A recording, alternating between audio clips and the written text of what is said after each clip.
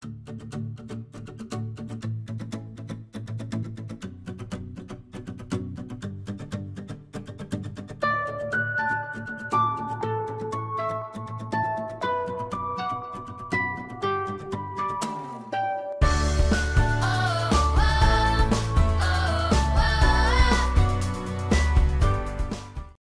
adlaw kaninyong tanan. Good day everyone.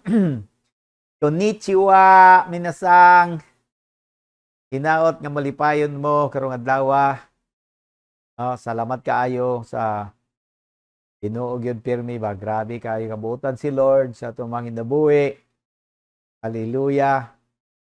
I believe nga kamo kung asa man mo dapit, padayon mo nga nagaalagad kay Lord, nagapagamit kaniya, padayon mo nga nagapartner kay Holy Spirit para mapuslan ang inyong mga kinabuhi. Kada usa kanato may kalamito niya. Sa milabay nga mga Domingo hangtod karon, ang atong gisgutan ay tungod sa Holy Spirit. Praise be to God. Karong adlaw, another lesson may tungod sa Holy Spirit.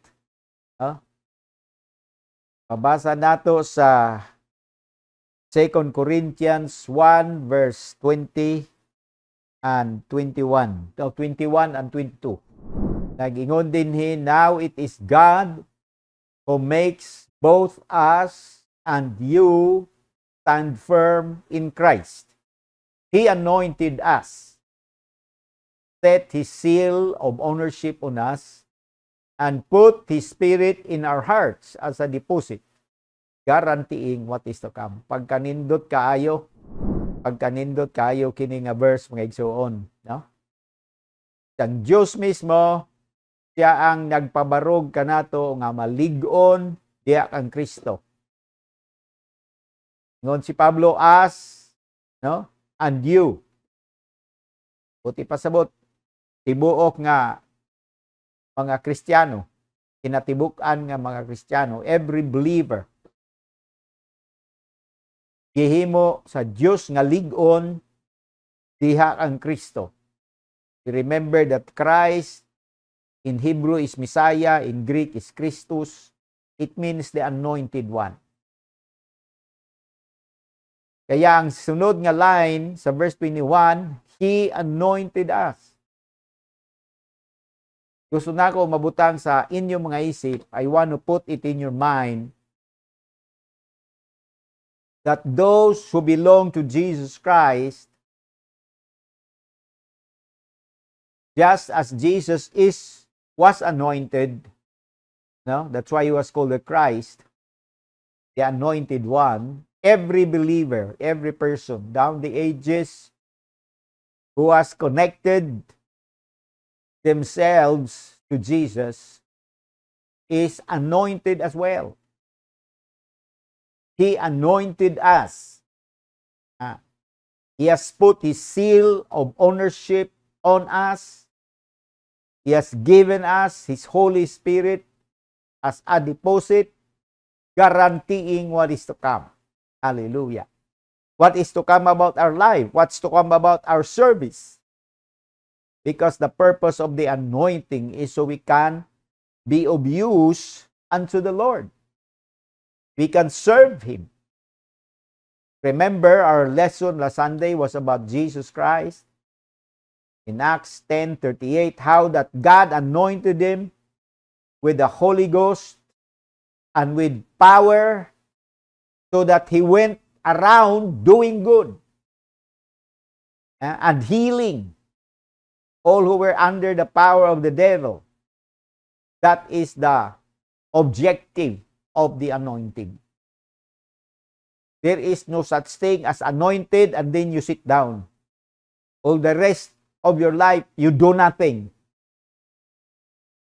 What a waste of an anointing, of the anointing.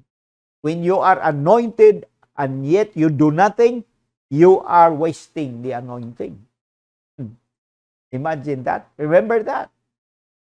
Usik ang diog, gidihugan ka, aron ka makapangalagad sa insakto. mabungahon o kusgan nga pagpangalagad. Sige laglingkod sa Domingo, maglingkod lang, maminaw, no? Magsige lag suyop og pulong. The rest of the week, walay gibuhat, balik na po pagka Domingo, kay suyop na po og pulong. Usik nga anointing na, nga igsoon. Palihog no, sabta pag-ayo, I pray the Spirit of God will give you enlightenment. He will give you understanding. That's why the Lord gave us the verse in 1 Corinthians 2 verse 12. We did not receive the spirit of the world. We have not received the spirit of the world, but the Spirit who is from God. What's the result? That we may understand what God has freely given to us.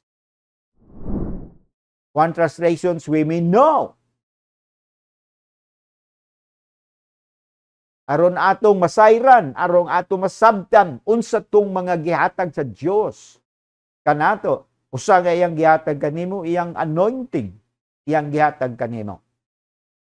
Look at this verse in 1 John chapter 2 verse 20.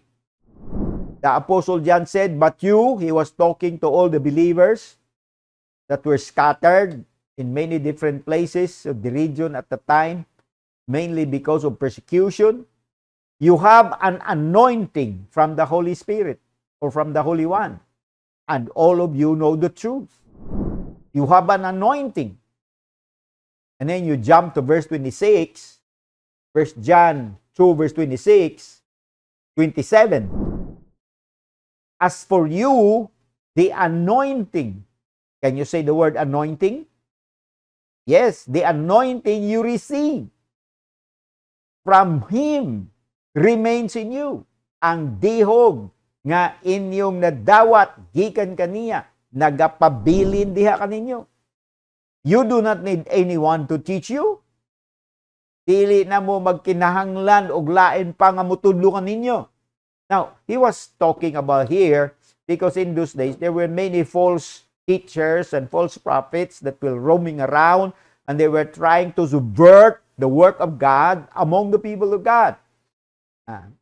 Siya, mga bagong magtotoo, dagan dinhi, dagan dito, maminaw sila, because these false teachers, false preachers, false prophets, they were very good talkers, eloquent, highly educated, dignified. When you look at them from the outside, you can always mistake them for someone that is genuine.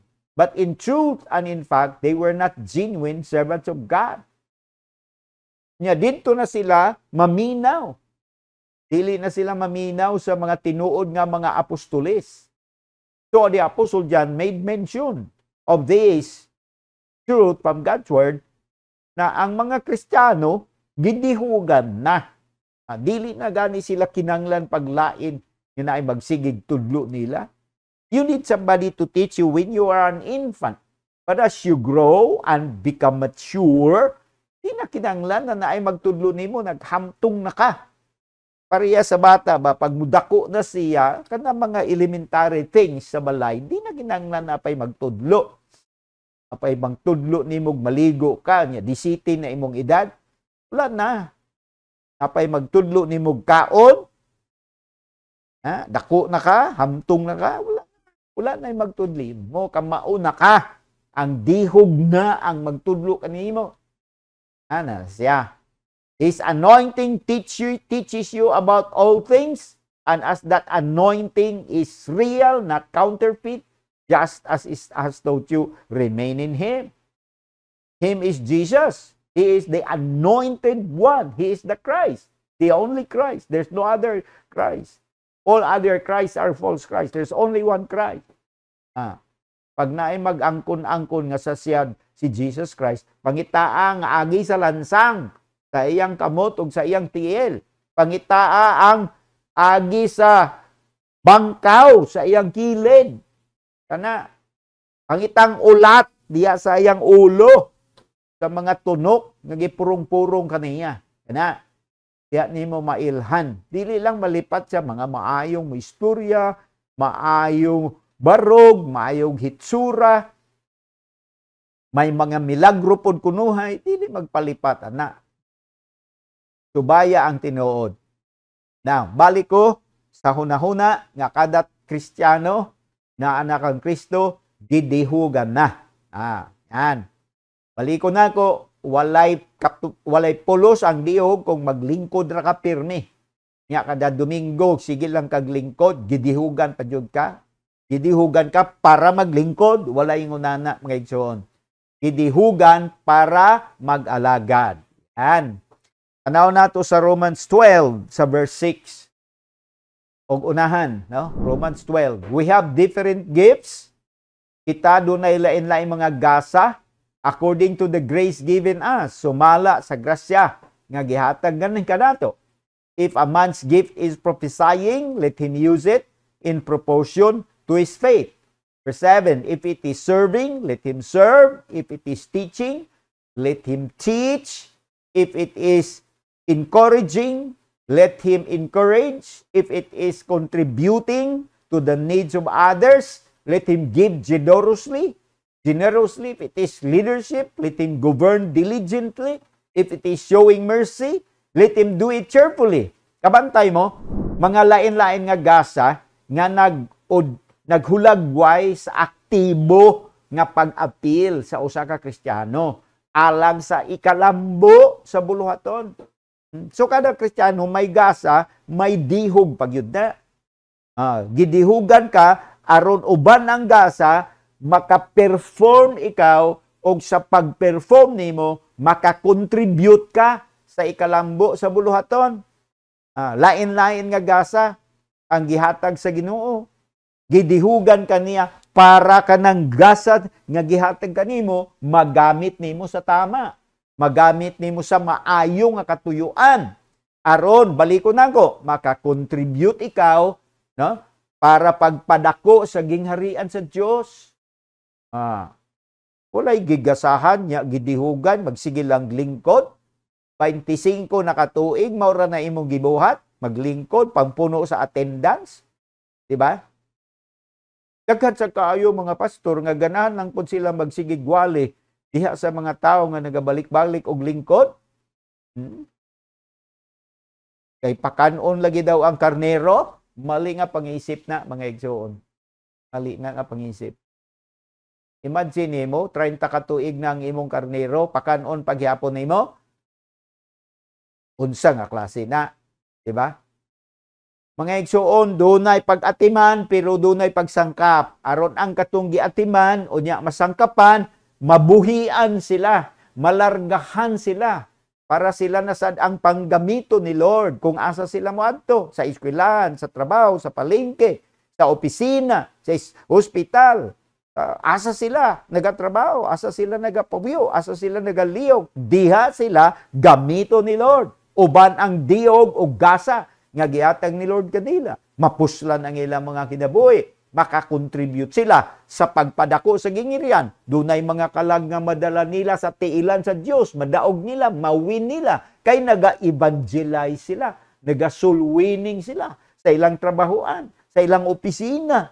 Nagaampo sila sa may mga panginahanglanon. Nagalitok sila pulong sa mga pagdasig. Nagatudlo sila kung unsa ang tama. Ginabadlong nila katong mga mali. Uban ang gugma o ang pagkalumo. Ano siya?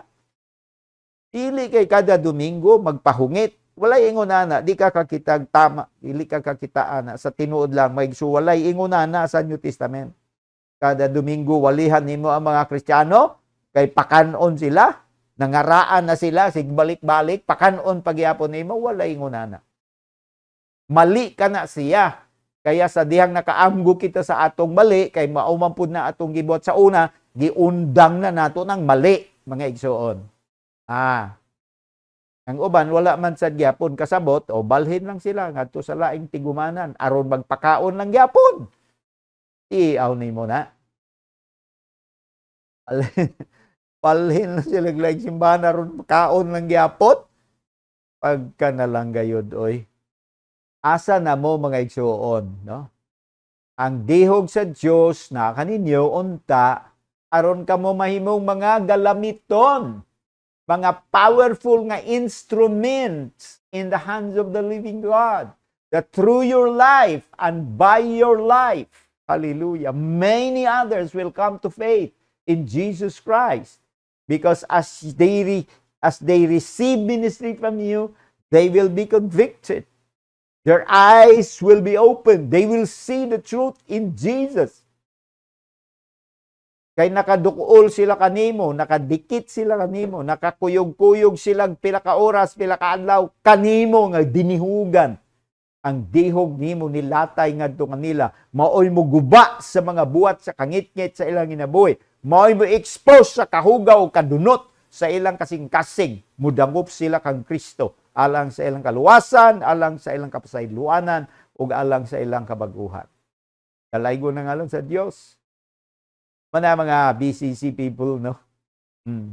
Kamo nga mga ningbarog, kay si tumala sa verse katong gibasa, ang Dios naghimo kanatong lig-on, no?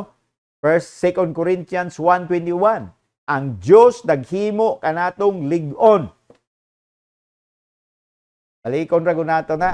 God has made both us and you stand firm in Christ. Nagbarog nga lig-on diya kang Kristo.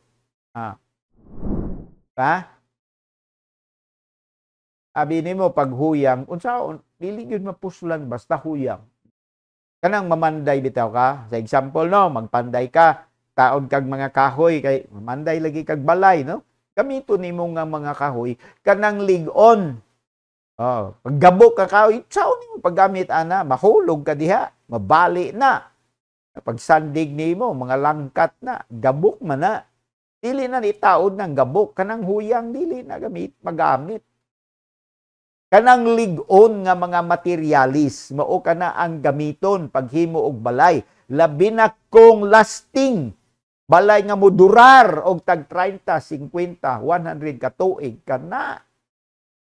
Nakaadto kog balay dito sa may Surigao del Norte, barangay dito sa Kayawan, sa Malibuno, Surigao del Norte, Bagyuhonon man ang lugar diha. Ngayon, ang haligi, pirti ka, murag mga kagko kayong haligi nga mga karaan, nga mga lubas kayo, nangalangkat na lang gud ang atob, pero ang balay, wa gud maunsa. Wa yun ni hirig, bisag gamay. Wa yun ni hirig. Mga bungbong ang salog, pirting, mga katulad yung mga karaan nga kahoy, pirting yung linguna, mga yakal, mga magkuno, ang atop, dalangkat, ipalid sa bagyo, nitang, tanang mga lubi dito, nga bali, murag mga pospro, gikatag, dias karsada. Pero ang lig-on man god, bisag unsa ka kusog sa bagyo, dili maunsa kay lig-on man. Kita gihimo ng lig-on diha ang Kristo. Ang nakapalig-on kanato ang pulong sa Dios. Mao nang usa, ikaduwa ang diog sa Dios. Holy Spirit man na. Kung kamao kita mo participate kay Holy Spirit, kamao kita mo relate kaniya. Pulong sa Dios baka palikod. Kung kamao kita mo kaon, kamao kita mo basa, kamao kita mo extract sa mga duga sa pulong nga makapalig-on sa atong spiritual life. Pero kung wala, gaya-iya lang ta sa atong pagka-Kristiyano, unsaon nato pagkalig-on? Diba? Holy Spirit, mga igsuon, gamiton magina niyang pulong para kita lamdagan, no? Nya pag makakuha ka diha sa pulong sa Dios og bisag isa lang ka buok nga bersikulo basta hinatag sa Espiritu sa Dios kanimo, matingala ka sa kalipay, matingala ka sa kalinaw, sa kahinam, sa kadasig, sa kainit sa imong pagpangalagad sa Ginoo. Wala na magsugo nimo. Di nakasuguod hoy pag debosyon diha. Wala na pagsugo nimo kay nakasinabot naman mo sa Espiritu sa Dios, ginamit ang pulong sa Dios. Muna mga minahal, ang katuyuan lang yun aning atong pag-istorya, no? Para kani-kaninyo, no? Pero na may mga kaigsunan po nato sa laing lugar nga muli po sila sa atong mga gipang post sa YouTube. Nya kana magkita may panahon sa mga konferensya, muhunghong sila pastor, nagasubay ba ni sa imong mga ginatudlo. Nindot kaayo, pastor. Nagsundog-sundog sa mi, pastor. Ana ba? Nagampot nga sila. Ang Holy Spirit, istoryahon po sila. Katong mga wala pa kaamgo, mga Kristiyano, mga igsoon po nato, wa pa sila kaamgo, yan po lang po nato sila. Dili ang punta mo ingong magpabilib nga kita na lang sad ang naay kasayuran niya sila wala, no? Tutal pag abot sa adlaw sa paghukom, kanya-kanya man tang atubang sa hukmanan sa Dios. Kada usa kanato mudawat sa kung unsay angay kanato sumala sa atong nahimo dinhi sa yuta. Oh, di man ta pwede mangandak, manghinambog ta, wala tay ikapang hinambog. Ang hinambog ka kay daghan na kag tao, daghan kag sumusunod, 3,000 na kayong follower nimo. Na magani uban din nao sa YouTube ala maggimik-gimik lang gud sila para daghan ang mo like, para daghan ang mo follow sa ilahang mga unsa na. Aron pagdaghan, siyempre may kuan man, may kwarta man na pag mudaghan na no, mo viral na ang imong gi-post no. Mo viral makakwarta na kuno kana. Mo nang uban bisan mga preacher sila, maggawa lang sila gimik-gimik para maka-viral lang ila mga ginalitok tiya, makakwarta sila. Pero igsoon dili man ni pangwarta ta, unta dili man ni pangwarta. Wala ko nag-ingong wa ko manginanglang kwarta. Nanginanglang gud tag kwarta gud. Pero dili naman ta angay mag-gimik para makakwarta. Oh. Usunod raman unta ng kwarta, dili ta nato gukuro na. Dili nato gamiton ang diog sa Ginoo aron kita makakwarta. Because when we do that, we are prostituting the gift of God.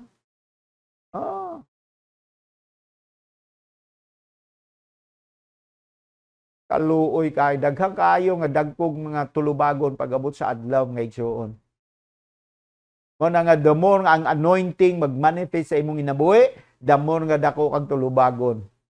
Kami na mo pag-ayo, mo na nga ayaw sige og damgo-damgog dinagko nga mga kalihukan sa Ginoo kay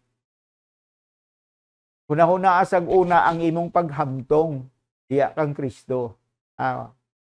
Kay madaot lang ang imong ginabuhi kung gamiton ka sa Ginoo nga wala ka maplastar og tama, ang pagkahamtong nimo wala sa lugar.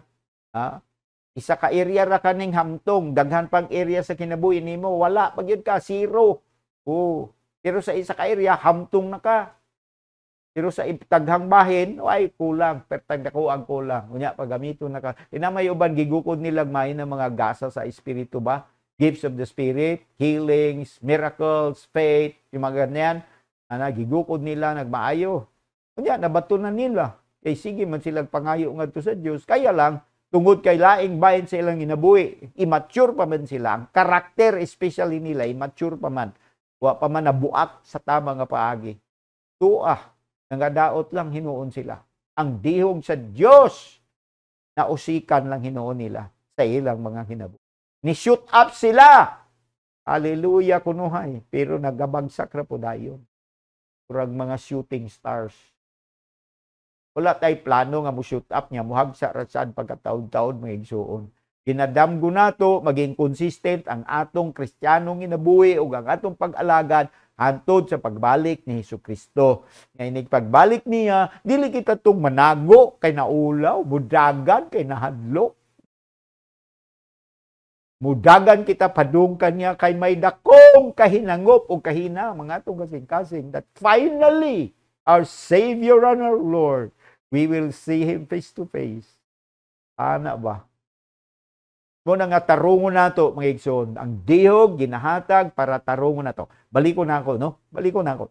Gidihugan na ikaw ug ako. Bisag unsang imo isa, farmer ka, no? Farmer lang ka, sastri lang ka, mekaniko lang ka, driver lang ka, tricycle or sikad-sikad.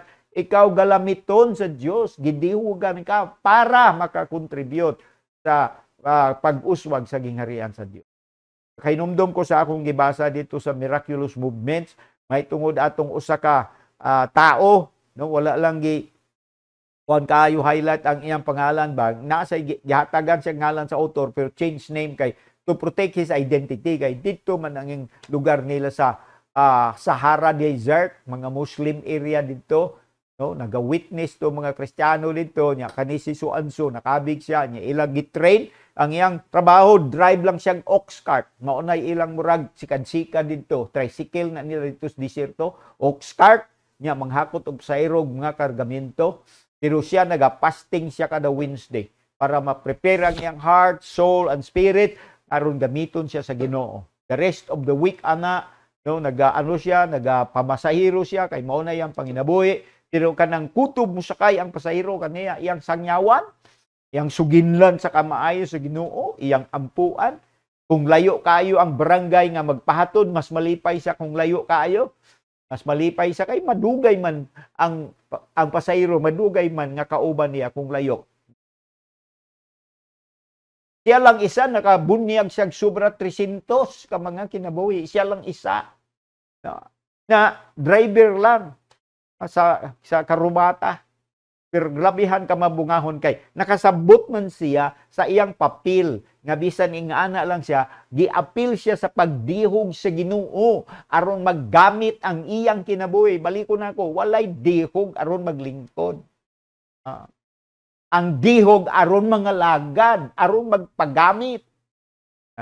Basaha balik tong mga buhat 10:38. How God anointed Jesus Christ of Nazareth with Holy Ghost and with power so that He went around doing good and healing all that were oppressed of the devil.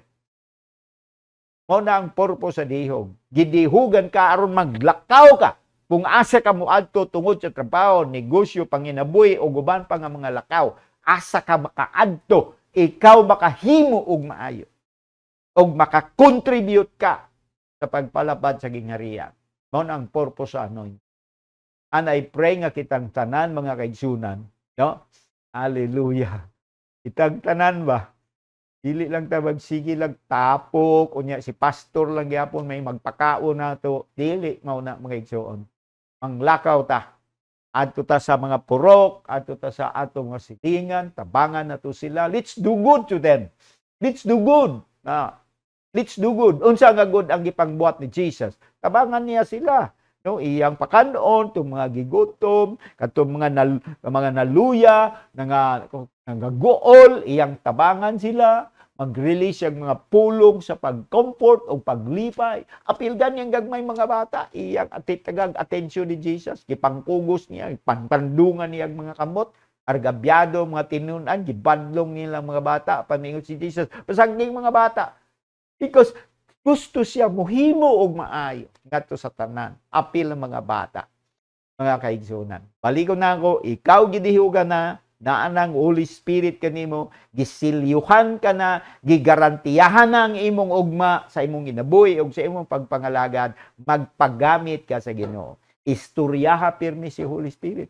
Paminaw kaniya, sunda siya kung unsang iyang ginahunghugan na kanimo. Tumana siya, aksyon kanang iyang mga hunghong. Di ba matingala na lang ka paano ang Holy Spirit magagamit sa imong hinabuhi aron makakontribute ikaw sa pagpalapad sa iyang gingharian. Dalaygo na ngalan sa Ginoo. Hallelujah. Woo! Ingnang imong kaugalin, ako dinihugan ni Lord. Kanang manamin ka, itudlo ng imo ang makita diya sa salamin. Ikaw dinihugan sa Ginoo. Do not say it with pride. Say it with great humility and contriteness of heart. Akong pagpaubos o pagkabuak sa kasing-kasing. Say it with firm conviction nga mao nang giingon sa pulong sa Ginoo. And then understand the purpose why ikaw gidihugan. Aron gamiton ka sa Ginoo. Hallelujah. Dalaygo na ngalan sa Ginoo. Wagampo ako para kanino. Aman langit nun, salamat kayo, Lord. Salamat, O Lord. Dalika mo, sudebe kita karama. Holy Spirit, ikaw ang among saligan, Ginoo. Oh, hallelujah. Bisan karon, Ginoo. Nasayod ko nga ikaw nagapamuhat diya sa hunahuna ug kasing-kasing sa imong mga kadawhan. Aron mahatagan nimo silang tama nga pagpanabot, tama nga pangisip, Ginoo. May tungod sa diog nga naa na kanila.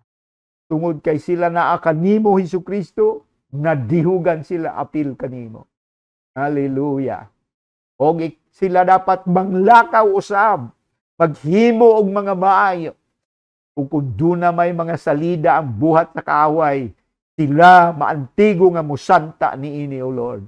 pag-manifest, pagpasundayag sa imong gahom o sa imong kahibulungan nga pagpamuhat. Aron na mga tao nga makakita niini, madani sila palikdi kanimo o Dios. I pray nga ang tanan nga naminaw aning simple lamang, diretso nga istorya sa pagtudlo sa pulong ngadto sa mga tawhan.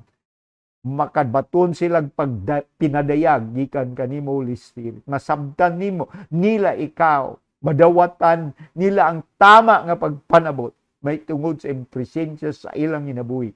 Nga di ay ikaw nangita o gigayon nga magamit sila. Gusto nimong gamiton ang kada usa para ang matag usa ka Kristiyano makakontribute sa pagpalapad sa gingarihan. Lord, I pray, let their lives be consistent, Lord God. Hallelujah. Every day of their life, consistent para kanimo, Ginoo. And let them do the deeds of Jesus for the glory of His holy name and for the pleasure of our Father. Salamat, O Lord. Thank you kaayo, dear Lord. Salamat sa anointing, O Lord. In Jesus' name.